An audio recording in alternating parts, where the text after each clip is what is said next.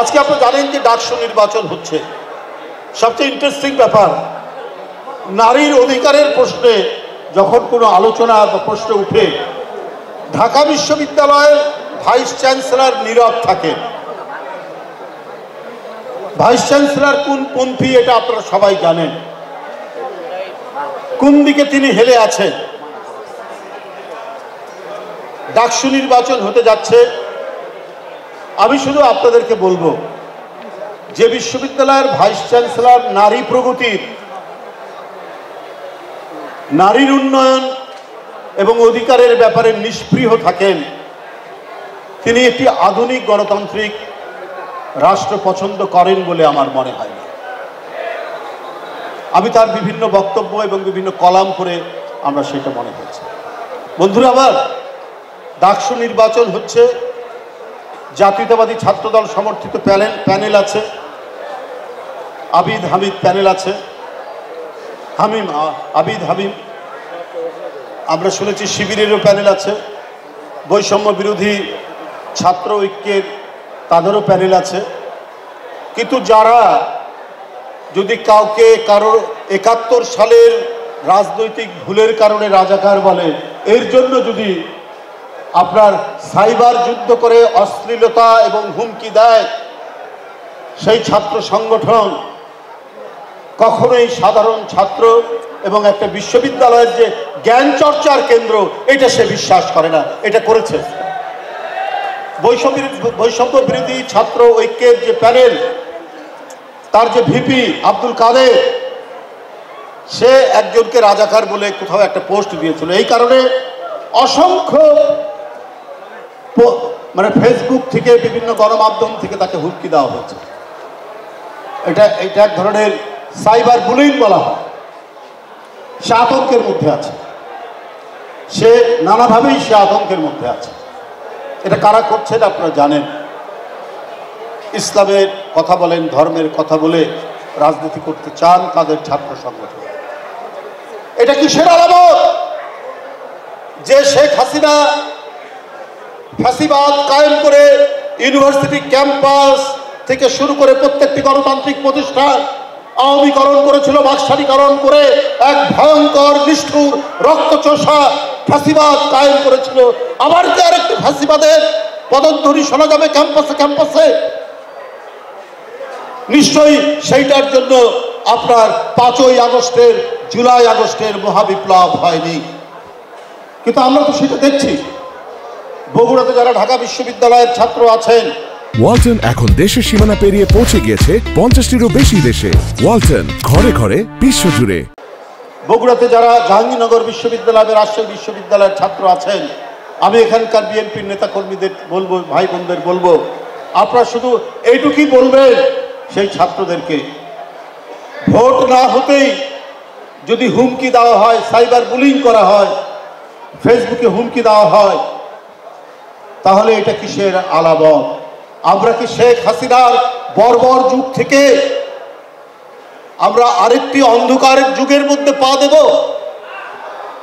ফাহমিদা নামে একজন ছাত্রী, সে রিট করেছিল একটি, সেই রিট করার কারণে সেই ছাত্র সংগঠন, জামাতে ইসলামের ছাত্র সংগঠন, তাকে নানাভাবে হুমকি দিয়ে, নানাভাবে অশ্লীল কথাবার্তা বলে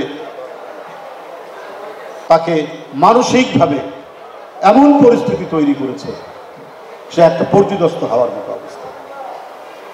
তাহলে এইটার জন্য আপনার আহনাফ, এইটার জন্য মুগ্ধ, এইটার জন্য রংপুর বেগম রোকেয়া বিশ্ববিদ্যালয়ের আবু সাইদ, এইটার জন্য ছাত্রদল নেতা চট্টগ্রামের ওয়াসিম আকরাম, তারা জীবন দিল।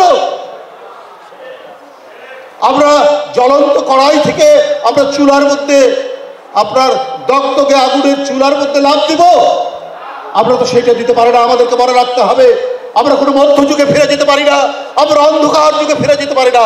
শেখ হাসিনার বর্বর যুগকে পরাজিত করে আমরা আধুনিকতার পথে, আমরা গণতন্ত্রের পথে, প্রত্যেকটি মানুষের মানবিক অধিকার প্রতিষ্ঠার পক্ষে যারা লড়াই করবে, আমরা সেই দল বাংলাদেশ জাতীয়তাবাদী দল।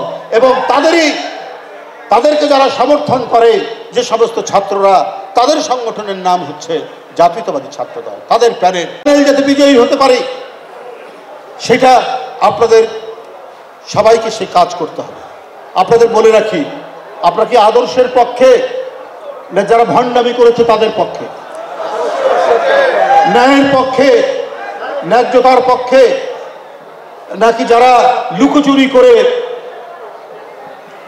সুবিধা আদায় করেছে? একদিকে আদর্শ, একটা স্বার্থান্বেষী গোষ্ঠী। ঢাকা বিশ্ববিদ্যালয়ের ওখানে নির্বাচন হচ্ছে সাধারণ ছাত্র, কিন্তু আমরা তো বাইরের, কিন্তু আমরা একসময় ছাত্র নেতা ছিলাম, এখানে বলেছে অনেকে, হ্যাঁ অনেকে বলেছে। আমি তো একটা ইউনিভার্সিটিতে একা জিতেছি, ভিপিতে ছাত্রদলের প্যানেল থেকে একা জিতেছিলাম সেই 90 সালে। এত ছাত্রদের সমর্থন ছিল আমাদের প্রতি, এখনো ইনশাল্লাহ থাকবে। আমি যে কথাটি সেখানে বলছিলাম যে তাদের যে ভিপি মনোনয়ন দেওয়া হয়েছে এবং জিএস মনোনয়ন দেওয়া হয়েছে, জিএস ছিল তাদের সামাজিক অনুষদের একবারই পদধারী একজন নেতা, ছাত্রলীগের ইসলামী ছাত্র শিবিরের যে জিএস প্রার্থী সে ছিল পদধারী ছাত্রলীগের নেতা, আর যে ভিপি সেও ছাত্রলীগের সাথে কানেক্টেড ছিল। এই কথাটি ওই ফাহমিদা মেয়েটি বলেছে। এই কারণে তাকে ওই সাইবার বুলিং করে নানাভাবে গণমাধ্যম দিয়ে ব্যবহার করে, প্রযুক্তি ব্যবহার করে হুমকি দেওয়া হয়েছে মেয়েটিকে, নিজে সে কথা স্বীকার করেছে। তাহলে যারা ছদ্মবেশ নিয়ে ভণ্ডামি করে যখন ছাত্রলীগ করেছে, নিশ্চয়ই ছাত্রলীগের সাথে তারা অসংখ্য গণতান্ত্রিক আন্দোলন, অসংখ্য মিছিলকে তারা বাধা দিয়েছে, তারা হামলা করেছে, কারো হাত কেটেছে, কারো পা কেটেছে। ওরা এখন শিবিরের নেতা। তো সেই দল, সেই ছাত্র সংগঠন কি করে সাধারণ ছাত্র সমাজের ভোট পাবে এটা আমি জানি না। এই বিষয়গুলো এখানে যারা ছাত্র নেতারা আছেন, আপনাদের বন্ধুদেরকে বলবেন, যারা ঢাকা বিশ্ববিদ্যালয়ে পড়েন, যারা জাহাঙ্গীরনগরে পড়েন, রাজশাহী বিশ্ববিদ্যালয়ে পড়েন বা যে কোনো ইউনিভার্সিটিতে পড়েন, তাদেরকে বলবেন যে আমরা সব সময় সত্য এবং ন্যায়ের পক্ষে থাকা রাজনৈতিক দলকে আমরা সমর্থন করি, জাতীয়তাবাদী ছাত্র দল।